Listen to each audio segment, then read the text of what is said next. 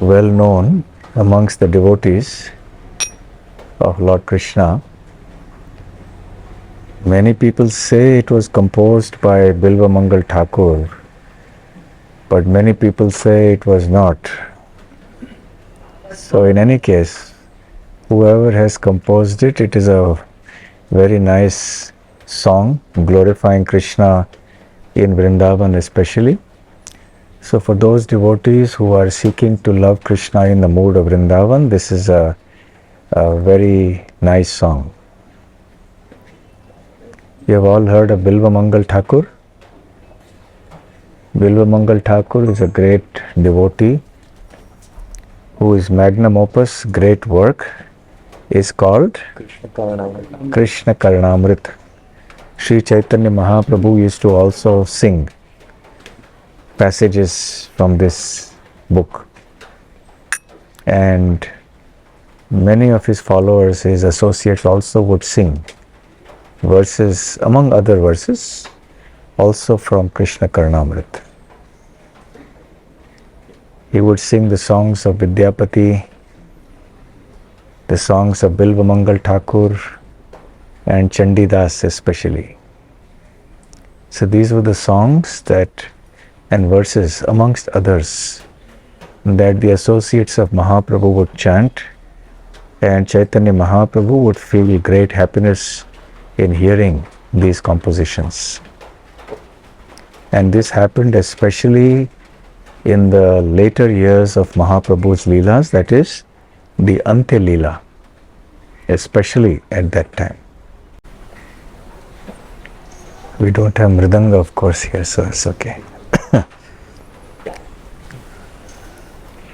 Vraje Prasiddham Navanita Chauram Gopangananam Chadukula Chauram. Vraje Prasiddham Navanita Chauram Gopangananam Chadukula Chauram.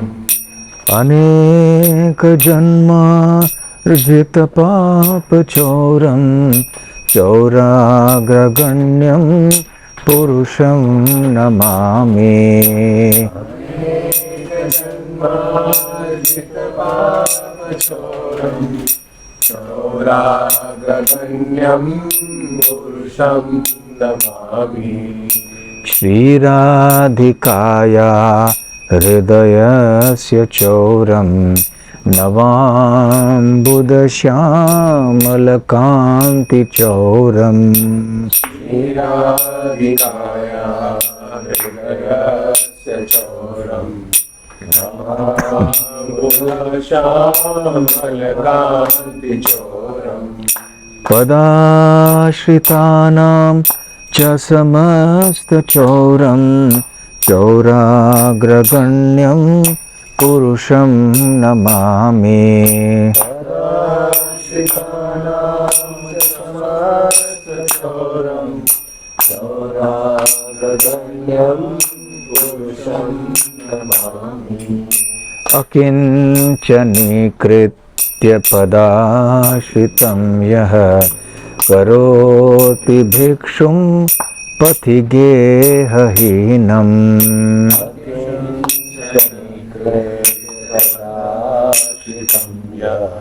Karoti Bhikshum Pathigehahinam.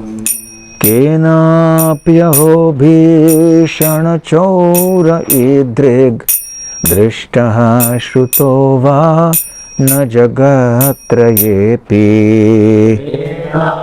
Kenapyaho Bhishana Chaura Idrig Drishtaha Shruto Va Na Jagatrayepi. Yadiya nama piharatya shesham giri prasaran api paparashin. Yadiya nama piharatya shesham giri prasaran api paparashin. Ascharya rupo ननु चोर ईदृग् दृष्टः श्रुतो वा न मया कदापि। आश्चर्यरूपो नं चौरैर्द्रैः दृष्टः श्रुतो वा न मया कदापि। धनं च मानं च तथेन्द्रियाणि प्राणांश्च हृत्वा मम सर्वमेव। धनं च मानं च तथेन्द्रियाणि प्राणांश्च हृत्वा मम सर्वमेव। पलायसे कुत्र धृतोऽद्य चौर त्वं भक्तिदाम्नासि मया निरुद्धः।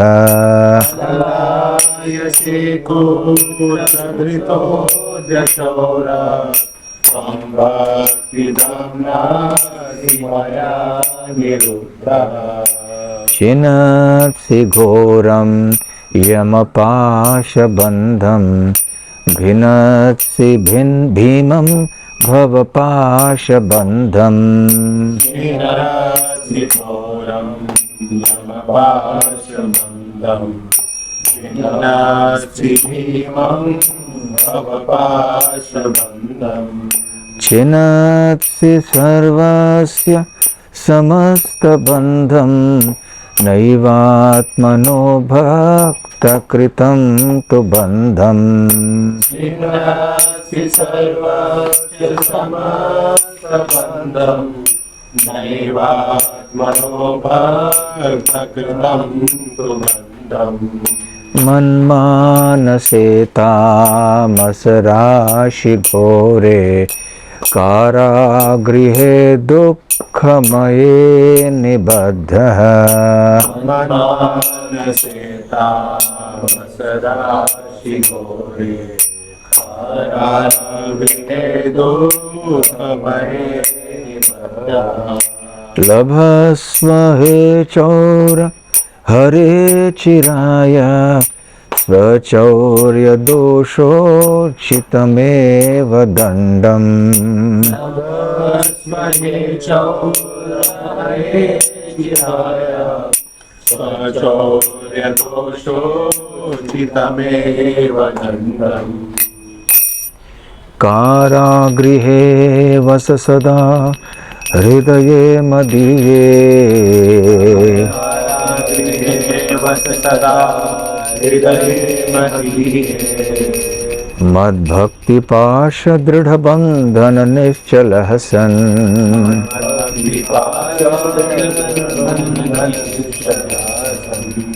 त्वां कृष्ण हे प्रलयकोटिशतान्तरेऽपि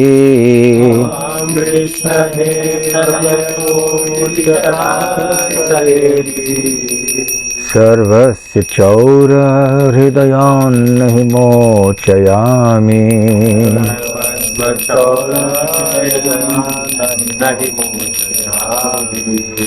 व्रजे प्रसिद्धं नवनीतचौरं गोपाङ्गनानां चदुकूलचौरम्।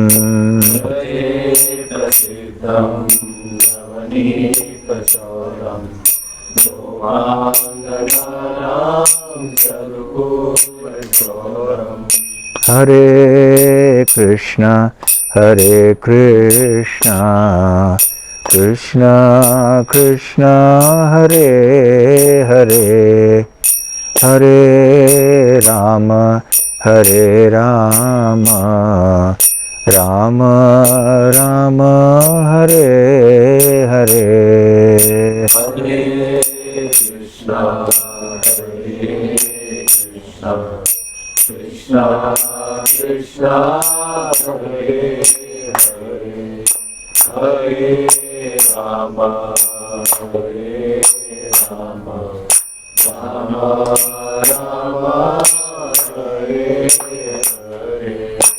हरे Krishna Krishna Krishna Hare Hare Hare Rama, Hare Rama, Rama Rama, Hare Hare. Hare Krishna, Hare Krishna, Krishna Krishna, Hare Hare. Hare Rama, Hare Rama, Rama Rama, Hare Hare.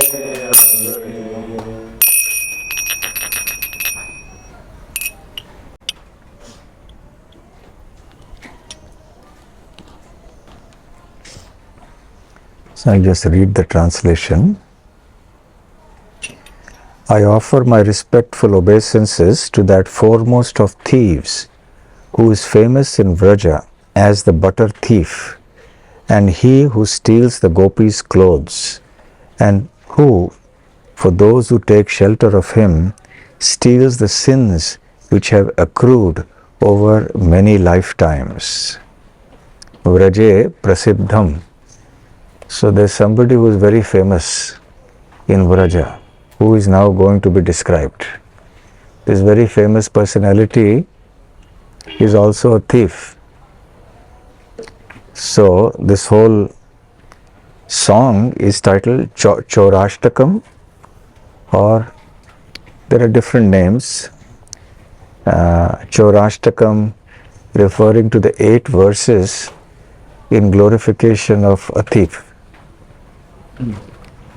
And so Vraje, and this thief is very famous in Vraj. Vraje Prasiddham. And he is a Chauram. Chauram means the thief, Chor. And what does he steal? Navanita, butter. Gopangananam cha dukula Chauram. So he is also Chaura. He not only steals butter, but he also steals dukula, that is the clothes of the Angananam. Angana means the ladies. Which ladies? Gopa. The ladies, gopis of Vraja, he steals their clothes. So that is a second example of his stealing. He is very profuse and diverse in his stealing. He steals not just one thing, so many things he steals. And then the third thing that he steals, Aneka Janmarjita Papa Chauram. So he also steals away, he takes away the sins that have accumulated for many lives. Aneka Janma Arjita Papa. Arjita refers to the accumulated amount. So all the sins that have accumulated, that we have all accumulated over many lifetimes, he steals them away. Churagraganya Purusham Namami. So Namami means I offer my obeisances or respects to that Purusham, to that personality whose Chaura Agraganyam. Agra means in the front. Agraganya means the foremost, the one who is first in the line, the greatest. So I offer my respectful obeisances to the foremost among thieves. So in this verse, his 3 examples of stealing are given. One is stealing of butter. Second is stealing the heart of Srimati Radharani. And third, or rather, the stealing the clothes of the gopis. And third is stealing away the sins that have accumulated over many lifetimes.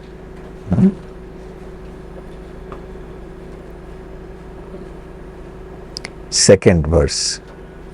I offer my respectful obeisances to the foremost of thieves, who steals Srimati Radhika's heart, who steals the dark luster of a fresh rain cloud, and who steals all the sins and sufferings of those who take shelter of his lotus feet.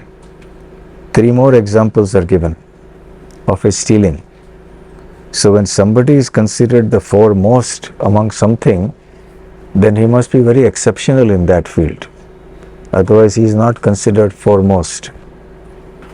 So, the foremost of the thieves, his skills are very diverse and his targets are also very diverse. He doesn't do only one type of stealing, he steals many things. So, in the first verse, we saw 3 examples. In the second verse, again 3 more examples. Shri Radhikaya Hridayasya Chauram. So, he steals the heart of Srimati Radharani.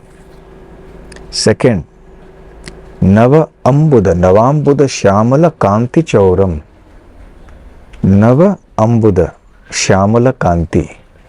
So, Ambuda means a cloud. Why does Ambuda mean a cloud in Sanskrit? Ambu. Ambu means water. Da means to give. So, who gives or what gives water? The clouds. But ordinary summer clouds don't give water. Only the monsoon clouds give water because they hold water.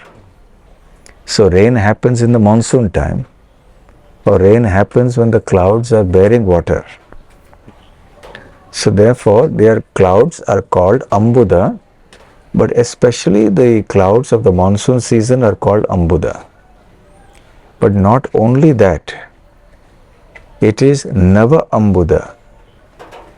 That means it is freshly formed, newly formed monsoon clouds. That is what is being referred to here. Also in Sheshadripura Temple, Bangalore, I was speaking, somehow this thing came up also.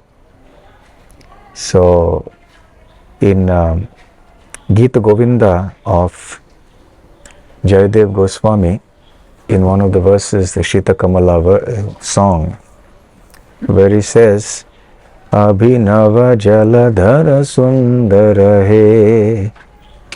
So, Abhinava Jaladhara Sundara He. So, he is describing the beauty of Krishna and he says he is Sundara, he is beautiful like what? Abhinava Jaladhara. So, another word for cloud is Jaladhara. Jala means water, Dhara means to hold. So, because a cloud holds water, is also called Jaladhara. In this verse here is referred to as Ambuda, but another word for cloud is Jaladhara. जल को जो धारण करता है, so Jaladhara, Abhinava, but it is Abhinava Jaladhara. It's not just Jaladhara. Abhinava means that which is very new. So here also similar thing, Nava Ambuda. So freshly formed rain cloud. Shyamala Kanti. Shyamala means slightly darkish. So Krishna's complexion is slightly darkish. I was mentioning in that lecture that in India people are fascinated with fair complexion. Fair and lovely cream. Everybody wants to be fair and they think that being fair means being lovely. But somehow this is some kind of a strange mentality that has crept in, because both our main worshipable lords are dark complexioned. Krishna is bluish, Shyamala, Kanti. Lord Ram is also slightly greenish complexioned. So both our lords are dark complexioned. But we have this idea that fair is lovely. No? So Shyamala Kanti. Shyamala means he is darkish. Kanti is complexion. So therefore he is also called Shyam Sundar. Shyam. So sometimes people who speak Hindi, they think Sham means evening. Think the name of Krishna is Sham because it's evening. That is not why he is called Sham. He is called Shyam. Half Sha. Shyam, because he is dark complexioned. And being dark complexioned, he is also very beautiful. So Shyam Sundar. So Shyamala Kanti. So his complexion is like that of a freshly bloomed monsoon cloud. But he says here that is Samasta Chauram. Rather, where is the Nava Ambuda Shyamala Kanti Chauram. So Krishna's complexion is like that. So it is meant to say he steals the complexion or the color of the freshly formed monsoon cloud. He has stolen that and accepted it for himself. That is the purport of this line. Navambuddha Shyamala Kanti Chauram. In other words, that his complexion is like that of the cloud. Now this is an example of what is called a Shakha Chandra Nyaya. Shakha means the branch and Chandra means the moon. So it means a hint, an indication where you use something nearby to indicate something distant, or to indicate something that is beyond our experience by utilizing something that is within our experience. So if something is very far away, so you need some pointers. If you're looking up some stars in the sky, you want to pinpoint a particular planet or a star, then you just don't say, look here, look, so where to look? So you will point out some well-known formation, say Saptarishi or something, Great Bear. Then you say, look at that, near there, you just see at 2 o'clock angle, that is this star. So you use a well-known phenomenon or an object to demonstrate or indicate something that is not so well-known. So Shakha Chandra Nyaya, there is this example of the mother who has the child in her hand, an infant, and she wants to show the child the moon. And the child is generally accustomed not to looking up and down. The child looks sideways mostly. So now the child has to be made to look up, but he doesn't know how to what's to look up. They don't know what is what. So the mother has to say, seal my finger, see. So the child is looking up, doesn't understand what is the moon. So then she goes to a point where the moon can be seen between 2 branches. So she said, look at those 2 branches, see between that there is the moon. Now the fact is that the moon is not between the 2 branches. The moon is actually very, very far away from the branches. The branches are very close by. But because it's useful as an indicator to see the moon, so then the mother is indicating the branches. See the branches because the child can easily see the branches. But through the branches, the moon is being seen. So this is called Shakha Chandra Nyaya. Sometimes you compare one thing to another, an analogy. That is also Shakha Chandra Nyaya. Analogies are not perfect. So we use analogies all the time in our day-to-day experience. Can you mention how in our day-to-day conversation also we use analogies?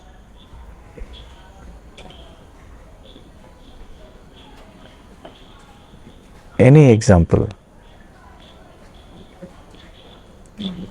तुम कोयल की तरह गाते हो. It sings like a cuckoo. You are sing sweetly, koel ki tarah gaate ho. Now actually koel sing is something else. When a human being sings, it is something, some kind of comparison, just some indication. Yes? So this is called an analogy. So analogy is also one type of Shakha Chandra Nyaya.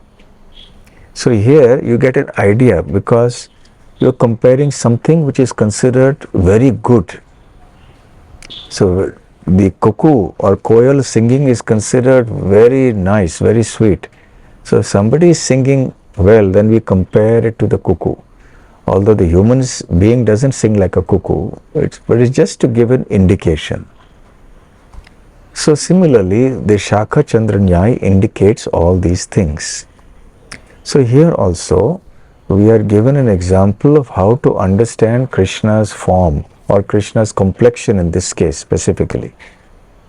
So Krishna's form is spiritual. Krishna's body is completely Satchidananda. Everything about Krishna's body is completely spiritual.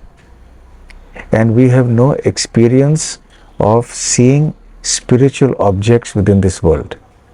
We have no idea, we have no clue, we have no experience, especially of seeing Satchidananda forms. We see forms which are exactly the opposite. Asat, Achit, Nirananda. Forms which are temporary, which are full of ignorance, and which are full of misery, which is the material body, which is why we are all here now. Because the body is giving us misery, so we are here in the clinic taking treatment. If the body was Satchidananda, why would we be here today? So therefore, everything about Krishna's form is completely spiritual, but we have no experience of that. So similarly, the complexion, the color of Krishna's skin is also something quite beyond our experience. It is impossible for us to experience that with ordinary mundane eyes. No possibility of doing it, because spiritual things cannot be accessed by material senses. We have to have spiritual senses to visualize, to see or experience spiritual beings. And Krishna is the topmost spiritual being. But at the same time, we want to have a sense of understanding. Some understanding we must have.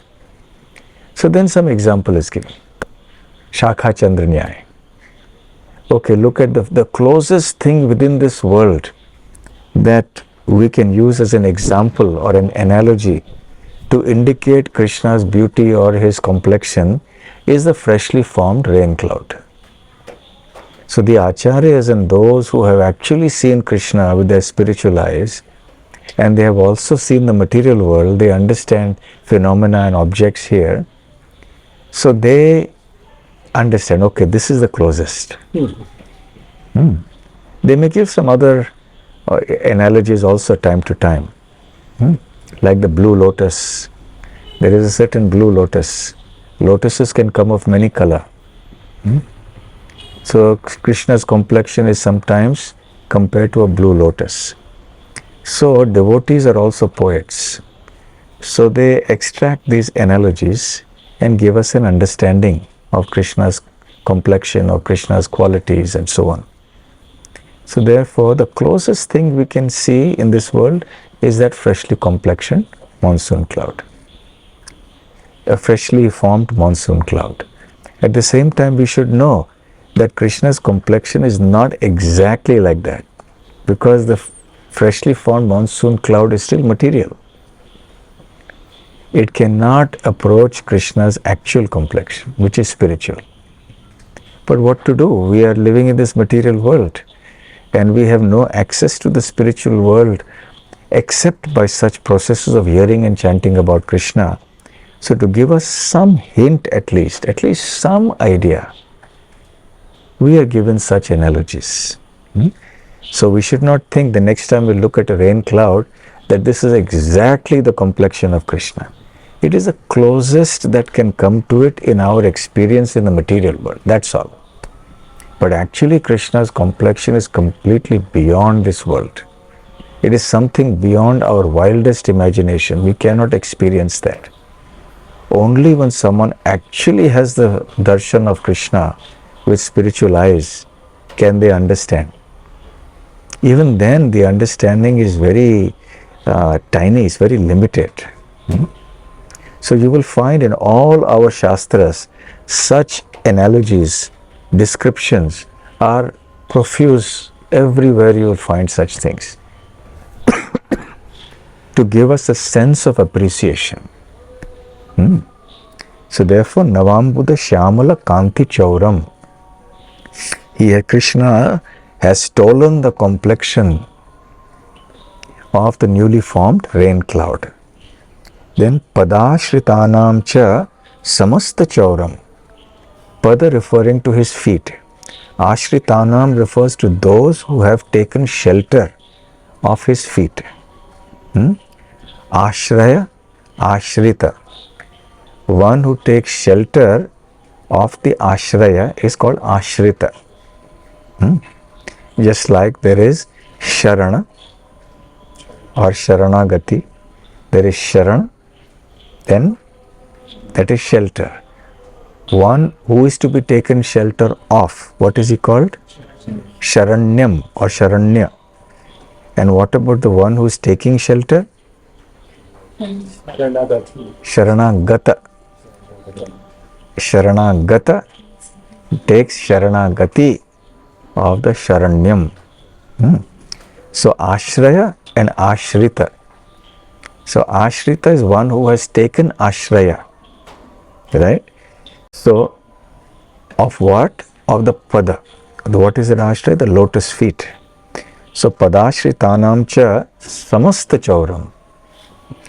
So for all those who have taken shelter of his lotus feet, Krishna steals everything. Samasta chauram. He takes away everything. So sometimes this may be a little frightening to devotees. And so many times you will find in India, people get afraid.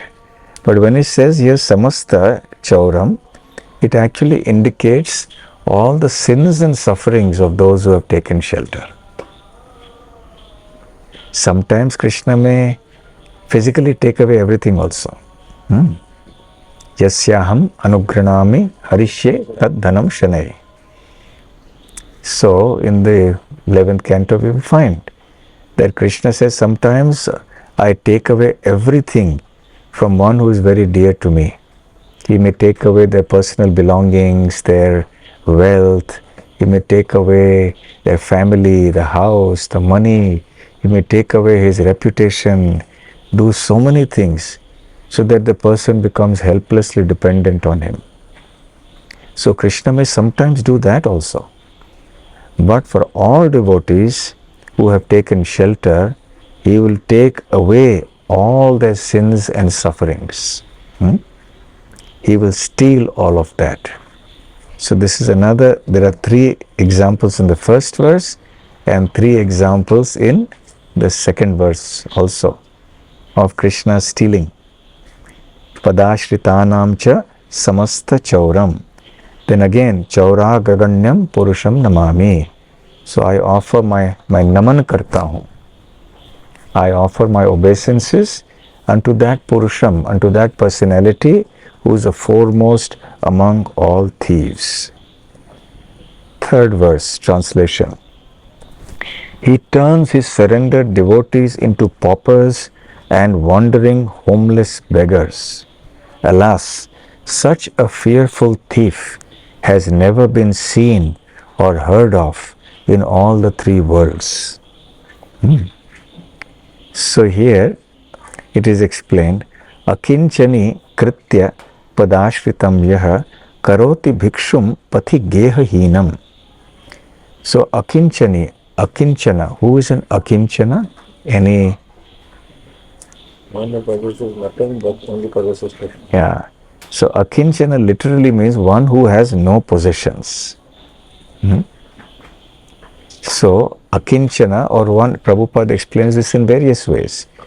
Not only in terms of material possessions, but also one who has given up all independent plan making. That is an akinchana or nishkinchana.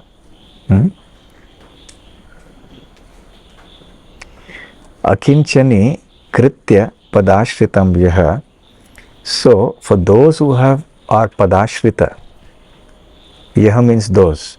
So for those who are padashritaha, akinchani kritya, he makes them into akinchana. Sometimes he deprives them of all their possessions. So akinchani kritya padashritam yaha. So for those who have taken shelter of his lotus feet, sometimes he takes away, steals away everything from them and makes them akinchana. Akinchani kritya. Kritya means he does it, he makes them. He makes them homeless. He makes them paupers.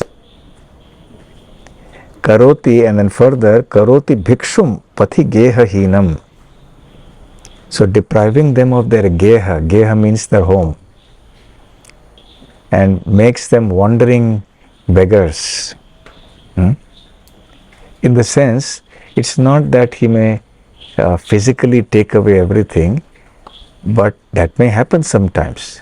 But what he does is, he gives them that inspiration for renunciation from within the heart, because of which they give up home, they give up wealth, they give up everything. So he steals away all their ambitions of this world, all their desires, all their sense of controllership and possessiveness, that this is mine, this is mine, this is mine. So Krishna steals away that mentality of those who have taken shelter of him, and therefore automatically they become converted into homeless beggars and they wander everywhere. So many great sages in the past have been like this. We read about them in the Bhagavatam and so on. Kenapyaho bhishana chaura idrik. So drishtaha shutova na jagatrayepi. So where have we seen such a fearsome thief? ऐसा भीषण चोर कहाँ देखा है हमने? Such a भयंकर, ऐसा भयंकर चोर कहीं नहीं दिखाई दिया है अभी तक. भीषण चौर इद्रिक. And drishtaha shutova na jagatrayepi. We have never seen such a fearsome thief in all the three worlds. Jagatraye. Jagatraya means all the three worlds. Never have we seen or heard of such a fearsome thief. The fourth, mere utterance of his name purges one of a mountain of sins. Such an astonishingly wonderful thief I have never seen or heard of anywhere. Yadiya namapi haratyashesham giri prasaran api paparashin. So, when somebody takes the nama or chants the name of Krishna, harati, he takes away. Har, from which Hare comes, or Hari. Hari is one who takes away. Right? What is the definition of Hari? According to Chaitanya Mahaprabhu in Chaitanya Charitamrita?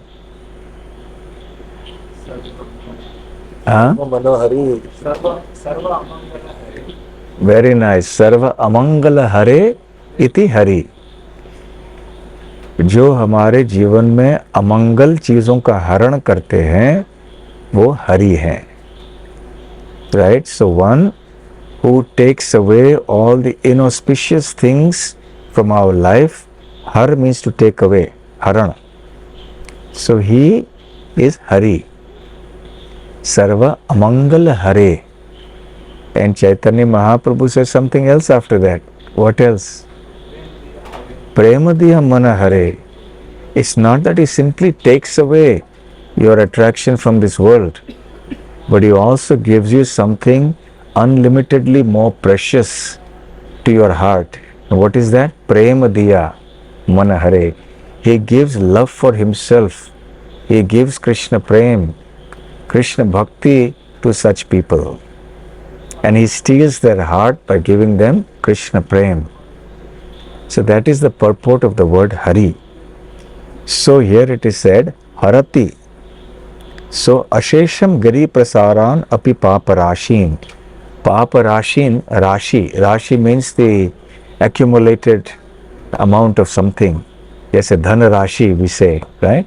Accumulated funds or money. So Papa Rashi means we have over a period of many lifetimes accumulated Papa Rashi, huge amount of sin. Ashesham, endless amount of paps we have done in so many lifetimes. Giri Prasaran, Giri means a mountain. And the amount of sins that we have accumulated in our so many lives in this material world is unlimited. It is as big as a huge mountain, Giri. But Yadiya Namapi Haratyashesham. So that mountain of sins, of unlimited sins that have been committed by an individual are taken away, Harati, merely by utterance of one name of Krishna. of Hari. That is the power. Yeah. So, yadiya namapi haratyashesham giri prasaran api paparashim ascharya rupo nanu chaura idrik drishtaha shrutova maya kadapi. So the same thing, that never have we words so astonishing, ascharya rupaha. The functioning of this thief is so astonishing, so amazing, so mind-boggling, that he steals away your accumulated sins of millions and millions of lifetimes, even if those accumulated sins have become practically unlimited like a huge mountain. And just by chanting one name of his, it can all be destroyed, it can all be taken away. So therefore this thief is very amazing. Ascharya rupaha nanu chaura idrig. And therefore is such an astonishing thief. Drishtaha shrutova. Drishtaha means to see. Shruta means to hear. So such an astonishing thief I have not heard of or I have not seen anywhere. So these are his stealing exploits. So Krishna is stealing in so many different ways. Then number 5, translation. O thief, having stolen my wealth, my honor, my senses, my life, and my everything, where can you run to? I have caught you with the rope of my devotion. So the poet is saying that dhanam cha manam tatha indriyani pranams cha hritva mama sarvam eva. So he's saying hritva means you have taken away. What have you taken away? Dhanam. You have taken away my wealth. Manam, my respect, my self-respect, everything, prestige, everything you have taken away. Tatha indriyani, all my senses, that is my body. Pranams cha, even my very life airs you have taken away. Pran bhi le liye aapne. Cha hritva mama sarvam eva, jo bhi mera hai sab kuch le liya hai. So you have taken everything away from me. Dhanam cha manam cha tathendriyani pranam cha hritva mama sarvam eva. Now having done this, hritva, having taken away all these things, having stolen all these things from me, palayase kutra, where are you running away? Kutra means where. Palayase means running away. So now where are you running away? Kutra dhrito adya means ab. Today, having done this, where are you running away? Don't try to run away anywhere. You will not be able to run away. Why? Tvam bhakti damnasi maya niruddhaha. Because I have tied you with the rope of bhakti, of my devotion for you. So bhakti damnasi. Dam as in Damodar. Damodar, dam, udar. So word dam means rope. Udar means belly. So he whose belly was tied by a rope is called Damodara. So dam. So here also he says bhakti dam damnasi. That means by my the rope of my bhakti, maya, by me, niruddhaha, I have tied you. I have bound you up. So first of all, you steal everything away from me and now you want to run away. No, I will not let that happen.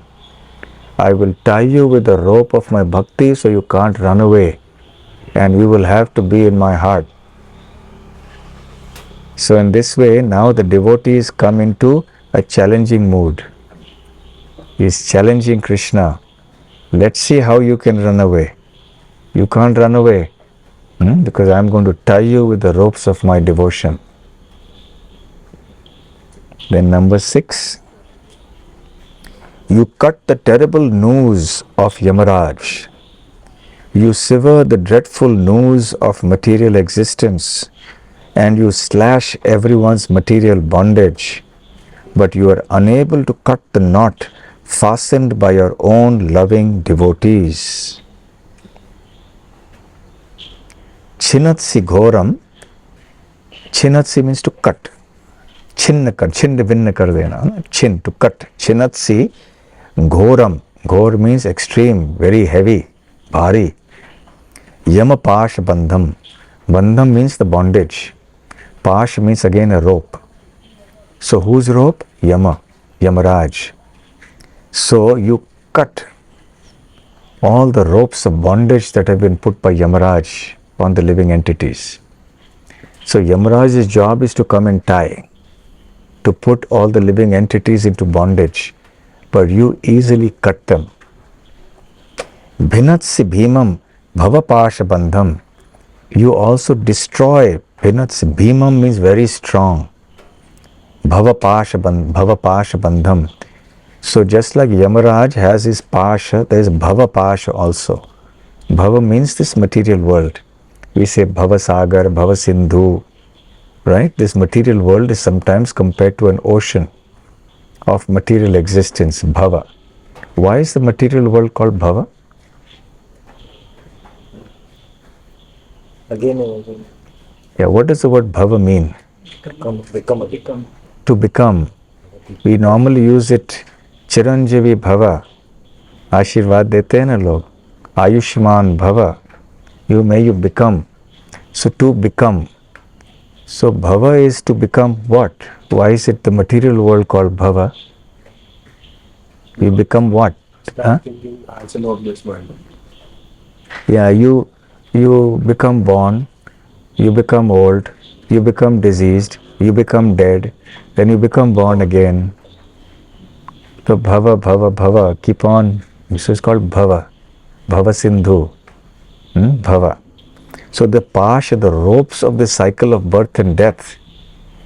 So bhava means essentially the world of sansar, the world of cycle of birth and death. And this rope of birth and death is extremely strong. Bhimam. Bhimsen jante hain, it's very strong. So Bhima is extremely strong. Bhimsen. Pandav. So the rope of bhava is extremely strong, the bondage. But you also break that. Bhinatsi bhimam bhava pasha bandham. Chinatsi sarvasya samasta bandham. And in this way you cut the bondage of all living entities, all types of bondage of all living entities. Samasta bandham means all entirety, the bondage in its entirety of sarvasya, of all the living entities. Because we have so many different types of bondages. So the poet, devotee poet here is saying, my dear Lord, my dear Krishna, you cut all types of bondages that every living entity is under. Chinatsi sarvasya samasta bandham. Naivatmano bhakta kritam tu bandham. But at the same time, the devotees, now they tie you with the rope of devotion, and that you are unable to cut. So you have cut all these other bondages, the ropes, but the rope of devotion of your devotees, that you are not able to cut. Na eva atmanaha bhakta kritam tu bandham. So the bondage that the devotees have put you under, the bondage that is caused by their love for you, their bhakti for you, that bondage you are not able to cut, break. So in other words, he's saying, who is more powerful? You may break all these bondages, but you can't break this one bondage.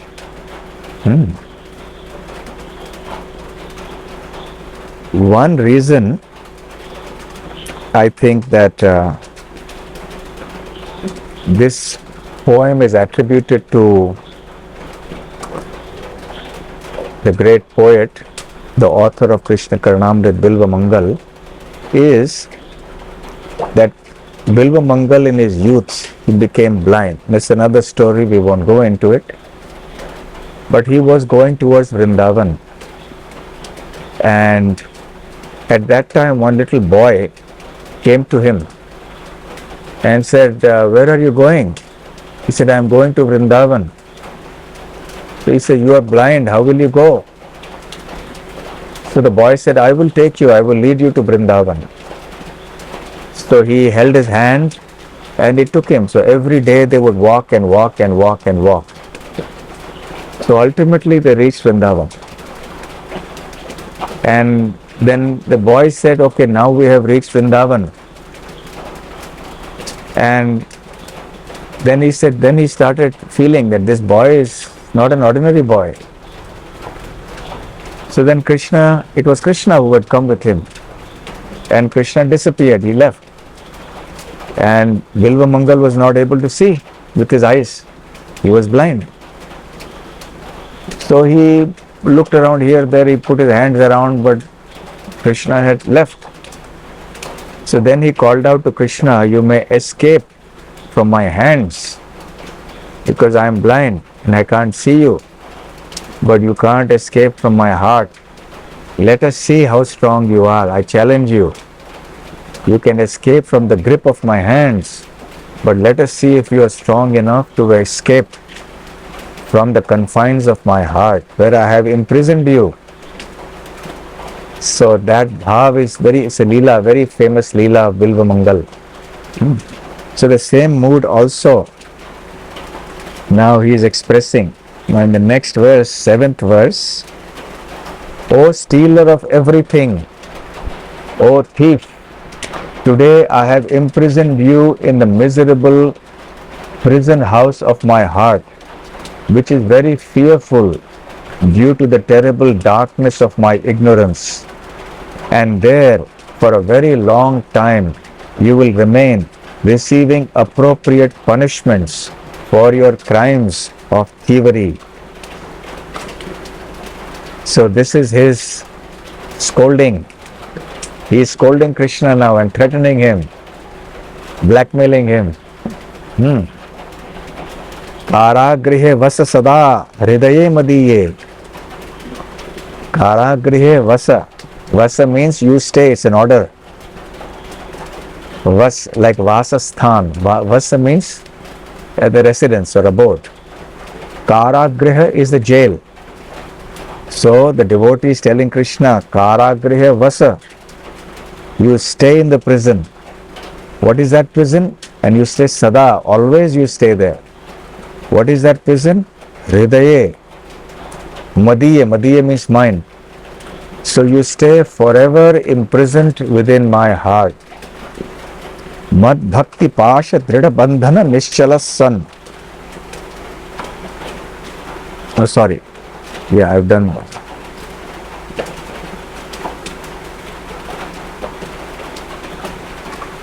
Oh, 7. Man manas. I went to the 8th one. We'll talk about the 7th one.